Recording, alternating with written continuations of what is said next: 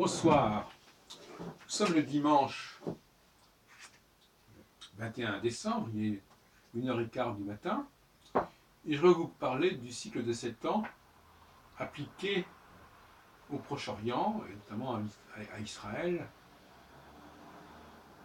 Je voudrais vous parler essentiellement de ce binôme, puisque vous savez que maintenant nous travaillons sur des binômes, c'est-à-dire qu'il y a toujours deux événements séparés de quelques années que l'on relie ensemble.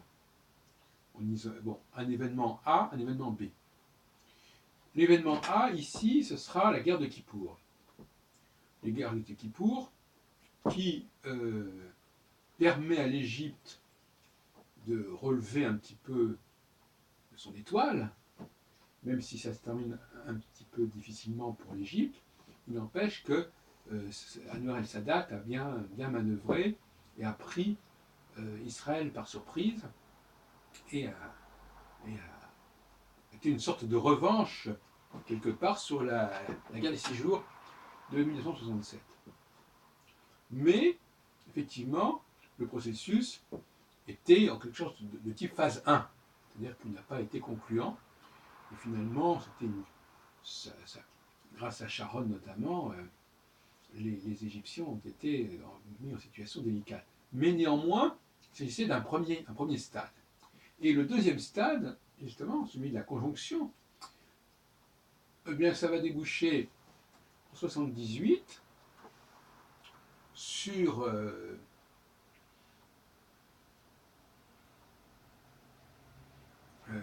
les accords de Camp David du 18 septembre 78, qui eux se trouvent effectivement en phase conjonctionnelle et qui vont ensuite déboucher sur un traité le 26 mars 79 à Washington et finalement avec le retrait notamment du Sinaï.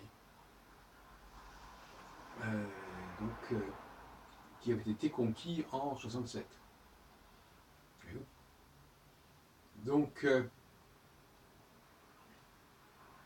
il y a là un processus qui me paraît assez significatif. Alors, là, je ne suis pas en train de relier 67 à 73, c'est un autre sujet. Je suis en train d'étudier simplement le binôme 73-78. 73-74, parce qu'il y a eu un premier accord au lendemain de l'offensive arabe, syro-égyptienne. Et donc là, nous avons une bonne illustration d'un premier stade qui aura permis d'accéder à un deuxième stade. C'est ça la théorie. La théorie, c'est celle-là. Donc, une victoire militaire, en tout cas une échauffée militaire concluante, une initiative militaire qui va déboucher finalement sur un traité de paix à Washington et avant à Camp David. Donc c'est quand même tout à fait remarquable. On a bien là un binôme et il faut en chercher un nombre aussi grand que possible. On pourrait même faire un livre entier sur une cinquantaine de binômes séparés par 3-4 ans et avec une phase 1 et une phase 2. Donc, rechercher des binômes, c'est-à-dire rechercher ce qu'on appelle des situations comme ça à deux temps. L'une qui est quelque chose qui se met en place mais qui n'est pas encore complètement concluant. Et la deuxième phase qui suit de 3-4 ans, qui correspond au passage de Saturne de la période disjonctionnelle à la période conjonctionnelle, et qui va aboutir, comme on dit. Évidemment, tout est relatif, et les choses aboutissent, il y a toujours après une relance, et il faut recommencer. Mais en tout cas, il y a toujours cette idée de montée.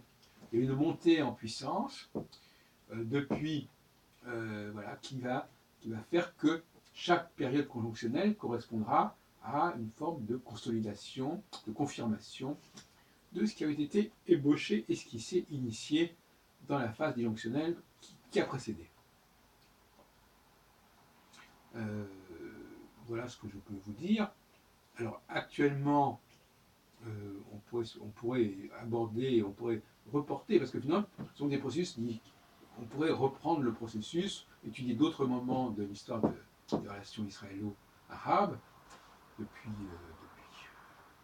60 ans, 67 ans, et